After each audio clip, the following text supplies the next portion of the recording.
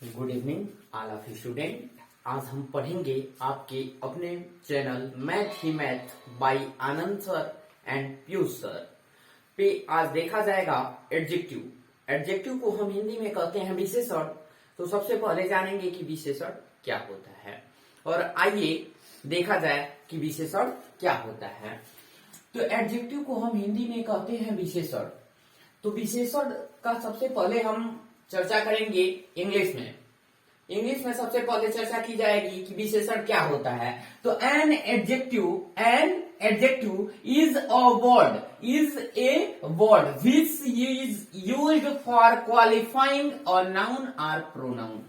कह रहा है कि एन एडजेक्टिव यानी विशेषण वह शब्द है, विशेषण ध्यान देंगे एकदम, विशेषण वह शब्द है जो क्वालिफाइंग और नाउन और प्रोनाउन संज्ञा व सर्वनाम की विशेषता को बताता है। यानी संज्ञा व सर्वनाम की विशेषता बताता है तो विशेषण कहलाता है। ठीक, हिंदी में आप कह सकते हैं, हिंदी में डेफिनेशन अगर देख लिया जाए कि हिंदी में एडजेक्टिव की परिभाषा क्या होगी, तो संज्ञा व सर्वनाम की, संज्ञा व सर्वनाम की विशेषता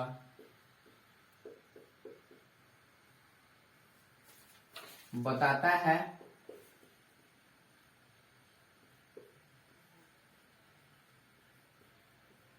विशेषण कहलाता है।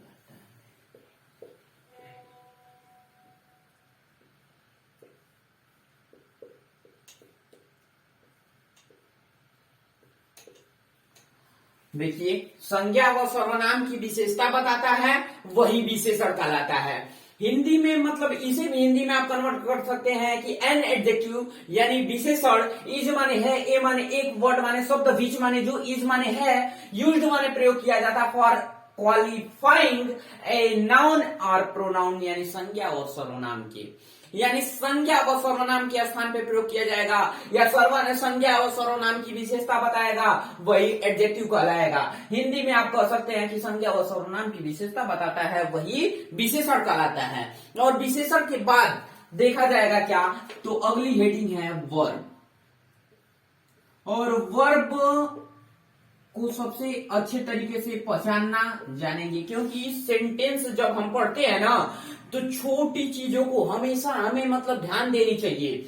छोटी चीजें ये आगे चल के बहुत बड़ी हो जाती हैं और छोटी चीजों पे जब हम ध्यान नहीं देते हैं तो ये आगे चल के बड़ी हो जाएंगी छोटी छोटी चीजें और फिर समझ में नहीं आता है हमें। तो एक एक टॉपिक पढ़ते हुए चलेंगे, समझते हुए चलेंगे और आगे फिर अगले वीडियो में अगले टाइप की चर्चा की जाएगी। ठीक, तो अब देख लीजिए, सेंटेंस में दो का काम होता है, सब्जेक्ट और वर्ब। ये दोनों कॉन्सेप्ट को जब आप समझ गए ना तो फिर तो दूसरे चीज को आप पुट कर लेंगे। लेकिन सब्जेक्ट और वर्ब जो है बहुत ही देखा जाए तो लाजवाब टॉपिक है सेंटेंस के लिए। ठीक, तो उस पे खास करके ध्यान दिया जाएगा। तो देखिए कि वर्ब क्या होता है। तो a verb is, a verb is a word, a verb is a word which is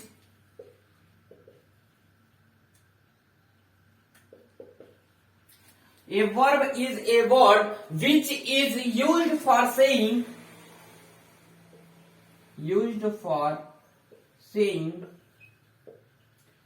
यानी a verb is a word which is used for saying or doing something, or doing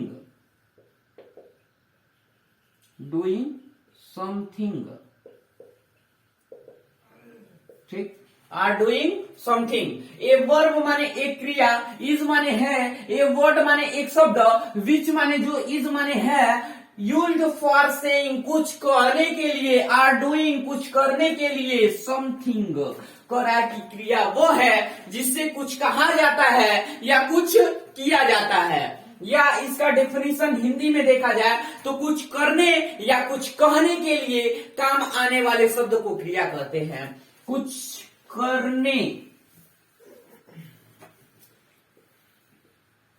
कुछ करने या कुछ कहने के लिए,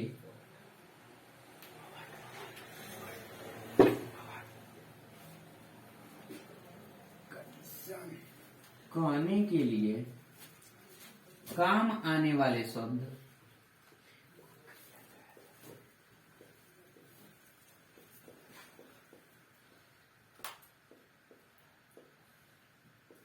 शब्द को क्रिया कहते हैं।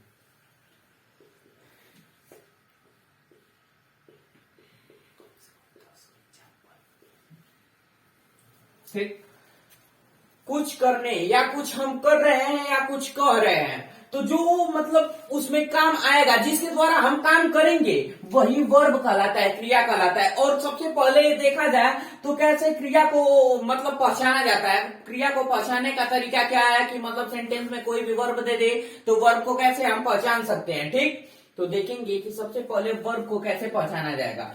तो वर्ब को पहचानने का तरीका है कि जिन शब्द के अंत में ना कामा नी कामा ने आ जाए। ठीक, क्या आ जाए? ना कामा नी कामा ने, या तो ना आएगा या नी आएगा या ने आएगा। जब कह दिया ना, दोनों शब्द के अंत में आ गया ना, तो हो गया वर्ब। नी आ गया तभी वर्ब, नहीं आया तभी वर्ब होगा। यानी क्रिया को पहचानने का तरीका जिन शब्दों के अंत में ना कामा नी कामा ने आ जाए। ना मतलब कह दिया पढ़ना, तो क्या है? वर्ब है। जाना, ये भी क्या है? वर्ब है। रोना वर्ब है। जब भी नानी ने कह दिया वह पढ़ता है, तो उसमें कौन क्रिया है? वह पढ़ता है, यानी पढ़ता क्रिया है। और जब पढ़ता को सेंटेंस से बाहर निकालेंगे तो शुद्ध शुद्ध कहा जाता है पढ़ना, यानी ना आया और ना आया तो वर्ब है।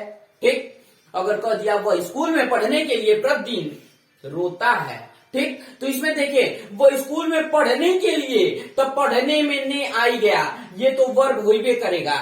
या फिर रोता है तो रोना भी क्रिया है, रोना भी क्या है? तो क्रिया है। ठीक ना, इतना तो समझ में आ गया। तो उसके बाद हम अगला चर्चा करेंगे एडवर्ब। एडवर्ब क्या होता है? तो देखा जाए तो एडवर्ब क्या होता है।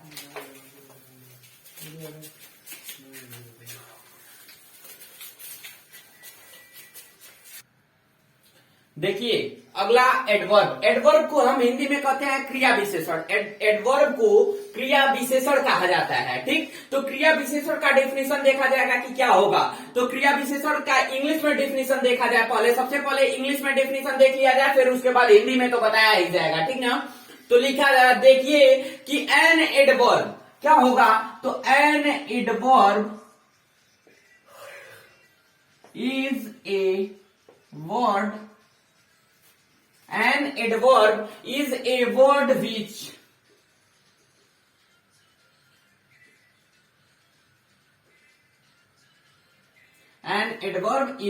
word which qualifies an adjective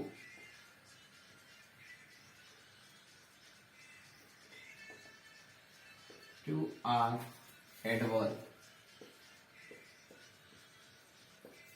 ठीक, an adverb is a word which qualifies an adjective or adverb. ठीक, कह रहा है क्या? एन एडवर्ब, यानी एडवर्ब माने क्रिया विशेषण, इज माने है, ए माने एक, वर्ड माने शब्द, विच क्वालिफाइज जो उसकी विशेषता बताता है, किसकी?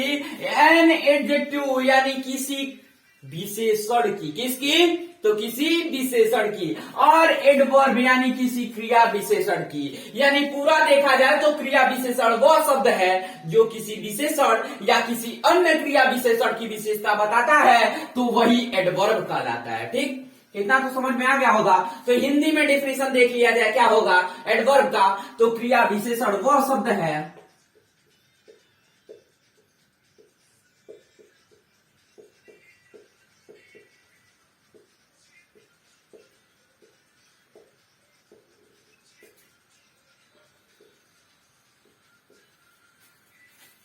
जो किसी विशेषण या अन्य क्रिया विशेषण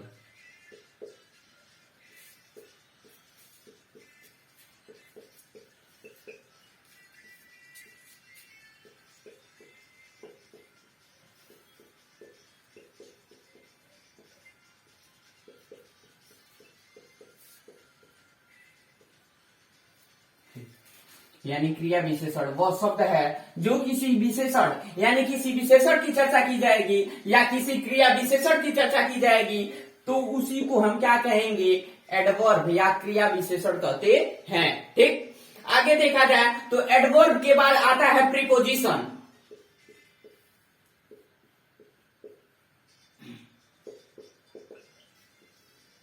प्रीपोजिशन यानी प्रीपोजिशन क्या होता है, तो प्रीपोजिशन को हम कहते हैं संबंध बोधक।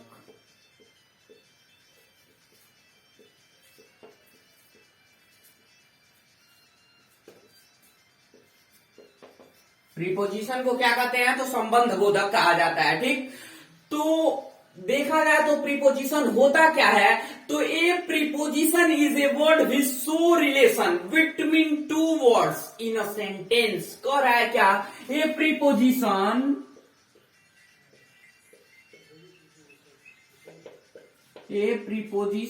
Is a word, A preposition is a word which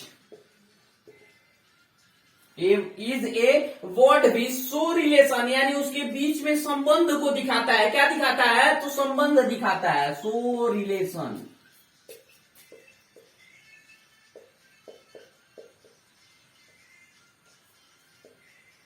between two word in a sentence.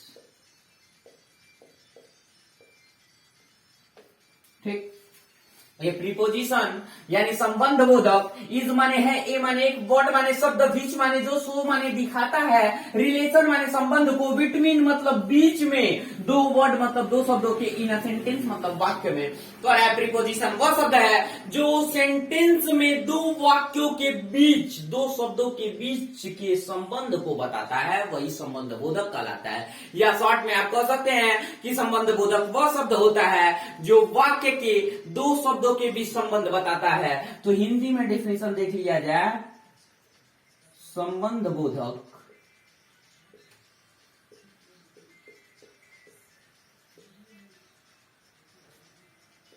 वह शब्द है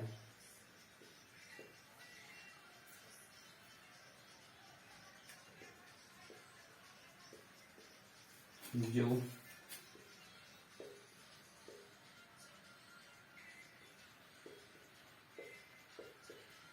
वाक्यों के दो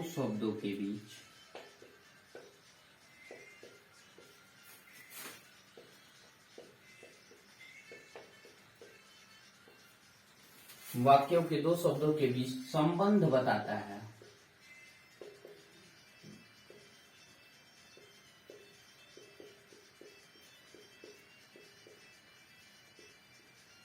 ठीक, कह रहा है कि संबंध बोधक वह शब्द है जो दो वाक्यों के बीच क्या बताता है, तो संबंध बताता है। यानी संबंध माने होता है क्या, तो रिलेशन। क्या होता है, रिलेशन। तो देखा जाए प्रीपोजिशन तो सभी लोगों को समझ में आ गया होगा कि संबंध बोधक में ही उसका डेफिनेशन छिपा हुआ है। देख सकते हैं आप कि a preposition is a word, a माने एक, प्रीपोजिशन माने संबंध बोधक, इज माने है, ए माने एक, वर्ड माने शब्द, विच माने जो, सो माने दिखाता है, रिलेशन माने संबंध को, बिटवीन माने बीच में, टू वर्ड मतलब दो शब्दों के, इन अ सेंटेंस मतलब वाक्य में। यानी वाक्य में प्रीपोजिशन वाक्य की दो शब्दों के बीच के संबंध को बताता है, वही प्रीपोजिशन कहलाता है। फिर अगला मतलब देखा जाएगा तो प्रीपोजिशन, एडवर्ब प्रीपोजिशन, फिर बच गया क्या, तो कंजक्शन और इंटरजेक्शन। तो कंजक्शन की चर्चा की जाएगी। कंजक्शन आगे देखेंगे तो कंजक्शन को हम कहते हैं संयोजक। क्या कहते हैं, तो संयोजक। तो देखें सबसे पहले इसका भी इंग्लिश में डेफिनेशन देख लिया जाए तो संयोजक का, तो A conjunction is a word.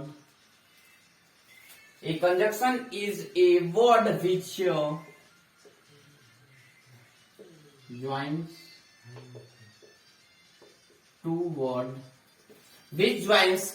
word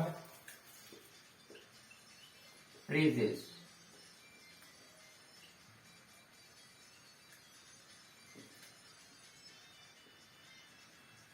of sentence.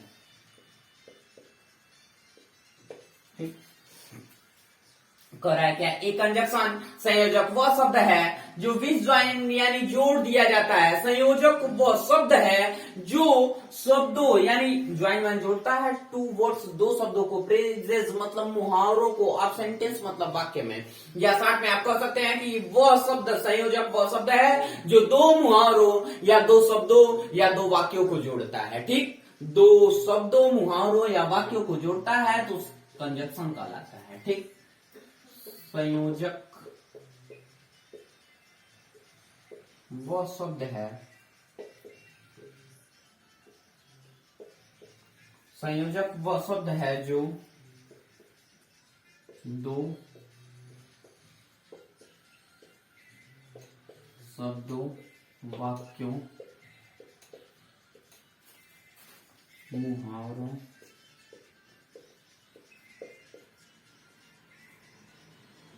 को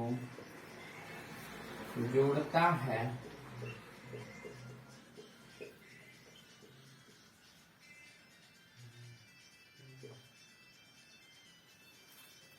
संयोजक वह शब्द है जो दो शब्दों, वाक्यों, मुहावरों को जोड़ता है, वो कंजक्शन कहलाता है। क्या कहलाता है? तो कंजक्शन कहलाता है। ठीक, अगली हेडिंग देखा जाए तो इंटरजक्शन।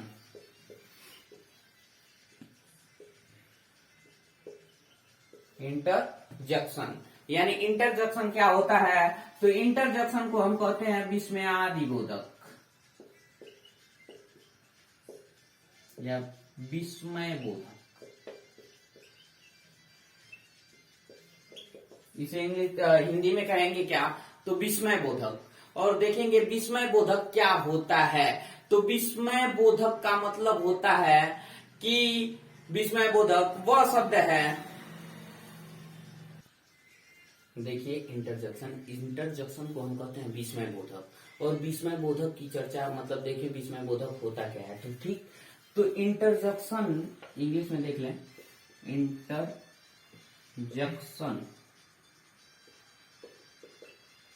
is a word, interjection is a word which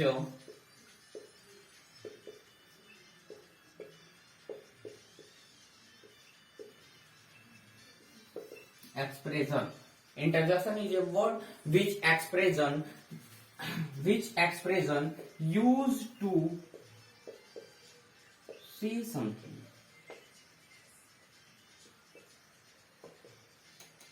interjection is a word which expression use to say something. करा इंटरजेक्शन मतलब विस्मय बोधक, इज माने है, ए माने एक, वर्ड माने शब्द, विच माने जो, expression use to say something यानी किसी के प्रति अचानक भाव को प्रकट कर दिया जाता है, एक्सप्रेस कर दिया जाता है, आश्चर्यचकित कर दिया जाता है, वही इंटरजेक्शन कहलाता है। हिंदी में आप कह सकते हैं कि विस्मय बोधक वह शब्द है जो अचानक जागृत भाव या विचार को प्रकट करता है। तो हिंदी वाला डेफिनेशन देख लिया जाए कि हिंदी में क्या होगा। तो विस्मय बोधक वह शब्द है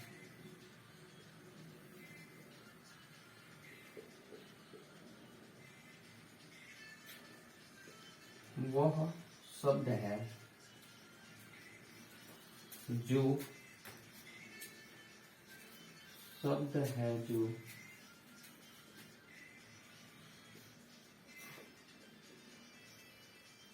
अचानक जागृत भाव,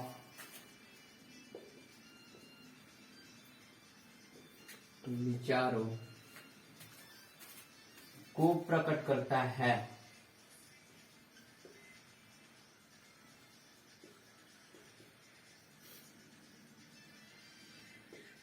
ठीक, विस्मय बोधक वह शब्द है जो अचानक जागृत भाव और विचारों को प्रकट करेगा, यानी एक्सप्रेस कर दिया जाएगा, आश्चर्यचकित कर दिया जाएगा, तो वही क्या कहलाएगा? इंटरजेक्शन कहलाएगा। ठीक, तो यहीं पे इंटरजेक्शन और देखा जाए तो यहीं पे पूरी पाठ ऑफ स्पीच क्या हो गई? समाप्त हो गई। फिर आगे अगले वीडियो में आगे चर्चा की जाएगी